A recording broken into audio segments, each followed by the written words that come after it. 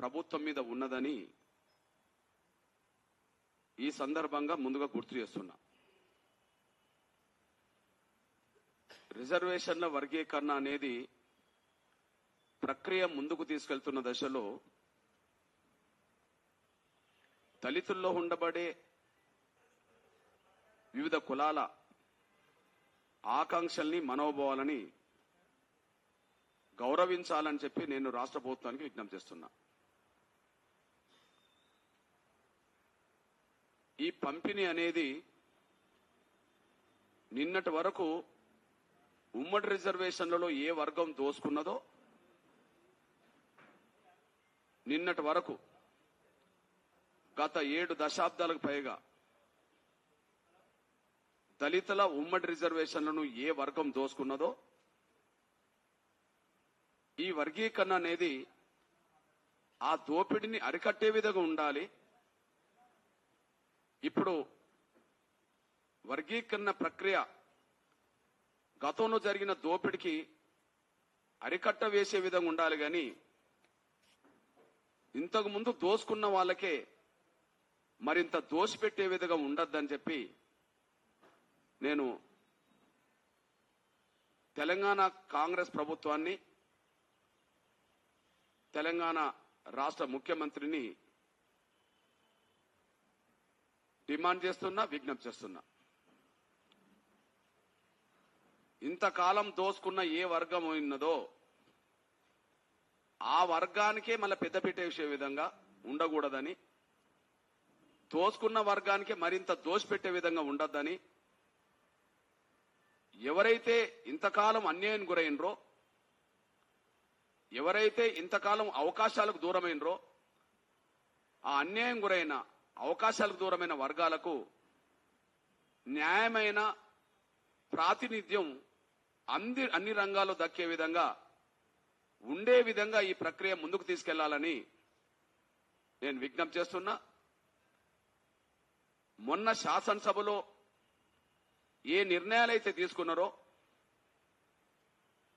వర్గీకరణ సూత్రాన్ని ముందుకు నడిపిస్తూనే మళ్లీ దోసుకునే వర్గానికే మరింత దోసిపెట్టే విధంగానే ఆ ప్రక్రియ ముందుకు సాగుతున్నట్టు కనిపించింది. కానీ అన్యాయం గురైన వర్గాల ఆకాంక్షలను గుర్తించినట్టుగా, అవకాశాలు కోల్పోయిన వాళ్ళ అవకాశాలను అందించినట్టుగా కనిపించట్లేదనే విషయాన్ని నేను ప్రస్తుతం నా నేత కాని సామాజిక వర్గం పక్షాన వాళ్ళ ప్రెస్ మీట్ లో పాల్గొంటూ ఏ వర్గానికి అన్యాయం జరగకుండా చూడడం కోసమే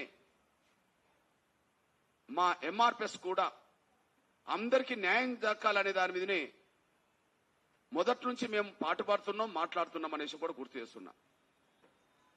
ప్రస్తుతం ముందు పంపిణీలో అసమానతలు ఎలా ఉన్నాయో ముందుగా నేను నా నేతకాని వర్గం కంటే ముందు ఒక విషయం చెప్తాను. ఇప్పుడు మొన్నటి నుండి తెలంగాణ రాష్ట్రంలో మాదిగల జనాభాకు తగ్గట్టుగా మాకు 11% రావాలి కదా అని అంటే కొన్ని స్వార్థపర శక్తులు లేదా పాలకులకు మాదిగల్లో ఉండే ఊడిగం చేసే శక్తులు, కొన్ని స్వార్థపర శక్తులు, వర్గీకరణ వ్యతిరేకించే స్వార్థపర శక్తులు నిన్నటి వరకు తోసుకోవడమే అలవాటుగా మార్చుకున్న స్వార్థపర శక్తులకు 11% ఎందుకు ఇవ్వాలని చెప్పి అడిగేటోళ్ళు ఉన్నారు. సేమ్ టైం జాతికి అన్యాయం జరుగుతుందని తెలిసినా, ఇతర దళిత వర్గాలకు అన్యాయం జరుగుతుందని తెలిసినా, నేతకానితో పాటు చాలా కులాలకు అన్యాయం జరిగిందని తెలిసినా కేవలం స్వార్థ ప్రయోజనాల కోసం పాలకులకు ఊడిగం చేస్తే, పాలకులకు దగ్గరవుతే ఏదో కొన్ని వ్యక్తిగత ప్రయోజనాలు ఉంటాయనే దాని మీద జాతికి అన్యాయం జరిగినా పర్లేదని చెప్పి మాట్లాడే స్వార్థపరులకు ఒక విషయాన్ని గుర్తు చేస్తున్నా. నేను లెక్కల మాస్టర్ను కాను, కానీ ఏదన్నా ఒక ప్రాథమిక స్కూల్కి వెళ్ళి పిల్లల్ని అడుగుదాం. 2వ తరగతి పిల్లల్లో, 3వ తరగతి పిల్లల్లో, 4వ తరగతి పిల్లల్లో, 5వ తరగతి పిల్లల్లో అడుగుదాం. 15 లక్షల జనాభా ఉన్న మాలలకు సింగిల్ క్యాస్ట్ గా 15 లక్షల జనాభా గల మాలలకు 5% రిజర్వేషన్లు ఇస్తే అక్కడ ఒక 2వ తరగతి 3వ తరగతి చదువుకున్న ఒక రేవంత్ అనే పిల్లోని అడుగుదాం. మరి 30 లక్షలు ఉండబడే మాదిగలకు ఎంత వస్తుంది చెప్పు అని అడిగితే బహుశా రేవంత్కు తెలియక 9 అన్నట్టున్నది. రేవంత్కు తెలియక 9 అంటున్నది. 15 లక్షలకు 5 ఇచ్చినప్పుడు 30 లక్షలకు తెలివి కల్లా లెక్కలు తెలుసుకున్న పిల్లోడు అవుతే 10% అంటారు. ఇంకా అదనంగా 2 లక్షలకు పైగా ఉన్నది, మళ్ళీ 32 లక్షల చిల్లరన్నది. మొదటి గ్రూపుకు కేటాయించేటప్పుడు 15 కులాలు కలిపి కూడా 1% ఇచ్చారు. 1,71,000కు 1% ఇచ్చారు. కానీ ఇక్కడ 2 లక్షలకు పైగా మాదిగలకు అదనంగా ఉన్నారు. మళ్ళీ 32 లక్షలు. 15 లక్షలకు 5 అయినప్పుడు 30 లక్షలకు 10 అవుతుంది. 2 లక్షల లోపు ఉన్న వాళ్ళకు 1% వచ్చినప్పుడు 2 లక్షలకు పైగా ఉన్న వాళ్ళకు కూడా 1% వస్తుంది. అంటే 32 లక్షలకు పైగా ఉన్న వాళ్లకు 11% వస్తుంది. మరి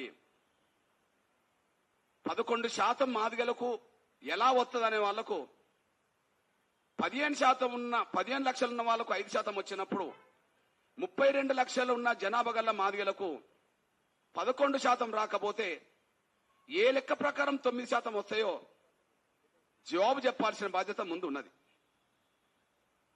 రెండో పాయింట్, ఇక్కడ ఇంకొక విషయాన్ని గుర్తు చేస్తున్నా. ఇప్పుడు నేను మా నేతకాని వర్గం తరఫున మాట్లాడుతున్నా.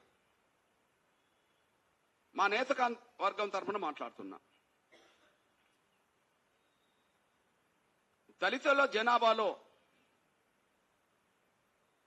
జనసంఖ్య పరంగా మొదటి స్థానంలో ఉన్నది మాదిగలు, 2వ స్థానంలో ఉన్నది మాలలు.